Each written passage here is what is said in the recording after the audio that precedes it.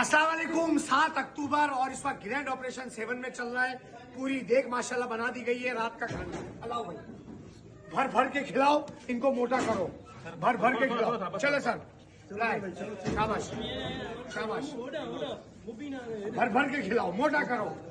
SSP जाम sorrow Zafar Siddique Changa की बड़ी कार्रवाई के साथ रात का खाना भर भर के खिलाओ, भर भर के खिलाओ, मोटा करो। चले चले, अरे सर खिलाओ खिलाओ, खूब खिलाओ, इतना खाओ, खूब खाओ, 5-5 छेले बिठाओ। थोड़ा खाना बिल्कुल नहीं खिलाएंगे। चले 6 बंदे, 7 बंदे बिठाए। एक मिनट और भरे, थोड़ा सा 7 8 बंदे बिठाए। चले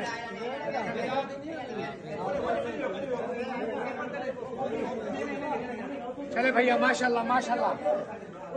उड़ियाओ उड़ियाओ, नींद में से उड़ियाओ, नींद में से उड़ियाओ। पुलिस के साथ अल्हम्दुलिल्लाह मंशात के आदि लोगों को रिहैब तक भेजने में भरपूर खिलाया पिलाया जाता है। और वहाँ पर फिर फैसल हैदी का आपको पता ही है, वो बकरा कम खाते हैं, दूसरों को ज्यादा खिलाते हैं। आ जाए सर, आ जाए माशाल्लाह।